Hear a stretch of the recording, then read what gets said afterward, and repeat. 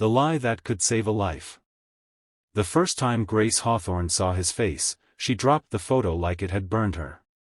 A man, broad-shouldered, dark-eyed, carrying a little boy on his hip, stood in the frozen still frame of her shattered phone screen. It was a photo she wasn't supposed to have. A photo that should have been buried 9 years ago with the rest of the truth. And yet there he was. Ethan Cole. The single dad she was about to beg to pretend to be her husband. No one watching would understand why she suddenly staggered backward, gripping her marble kitchen counter to keep from sliding onto the tiled floor. No one would know why tears fought their way up her throat even though she refused to let them fall. No one could know, not yet. Especially not Ethan. Not the man who didn't remember her.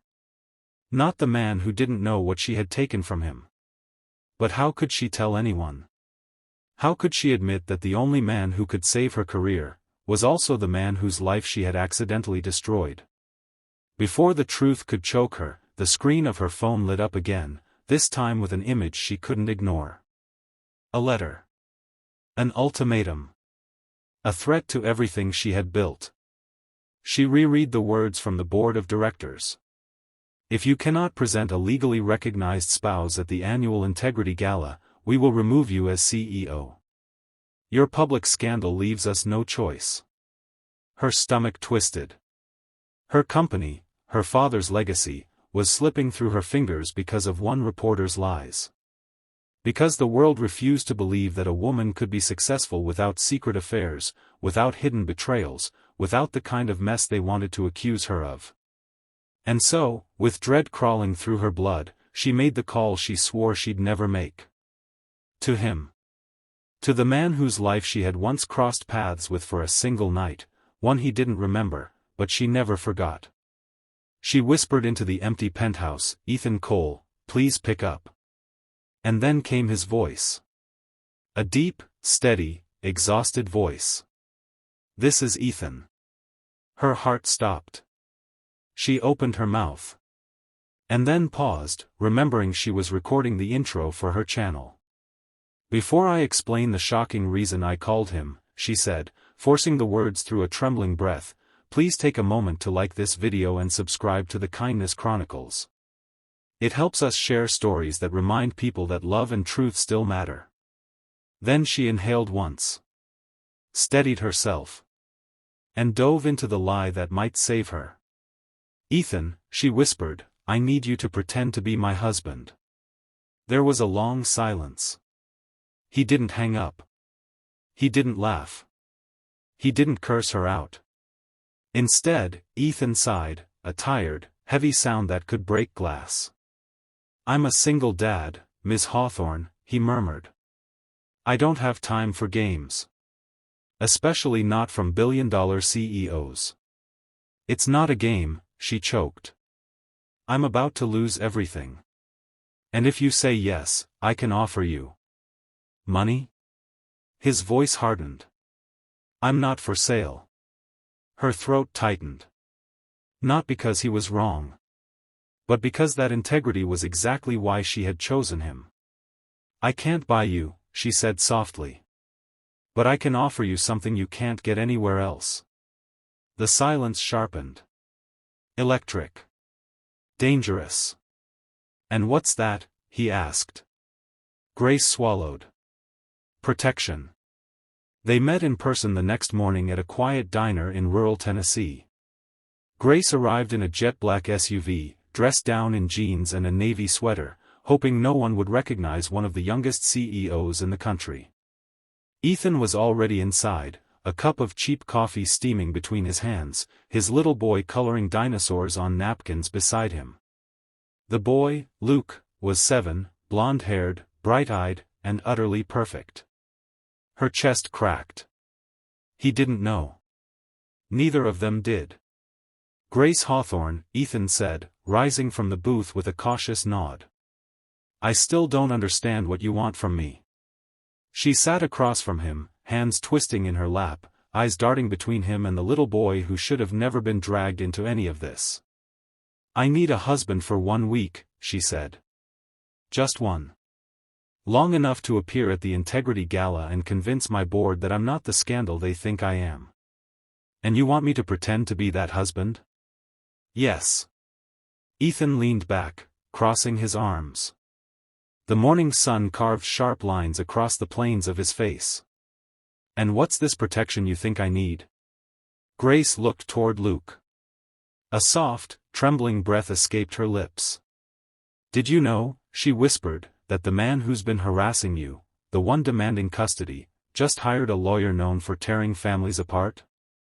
Ethan froze. How do you know about that? He demanded. Because I caused it, she thought. Because I once saved his life and then ruined it. But she couldn't say that. Not yet. Instead, she slid a sealed envelope across the table.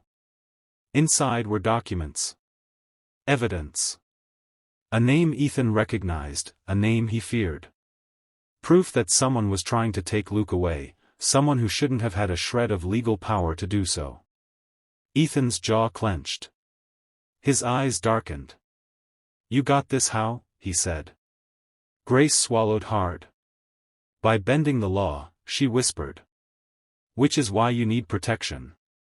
And as long as you're legally tied to me, as my husband, no one will dare come near your son. Ethan's knuckles went white around the edge of the envelope. And what do you get out of this? He asked. My company, Grace said. My name. My father's legacy. He stared at her. She stared back. And then. Ethan looked at Luke. The little boy looked up, smiling wide.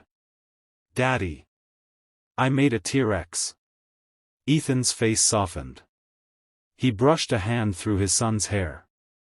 And when he looked back at Grace, his eyes held a storm. I'll do it, he said. Grace's breath shuddered out. But I have one condition. Her heart nearly stopped. What is it? She whispered. Ethan leaned forward, so close she could feel the warmth of his breath.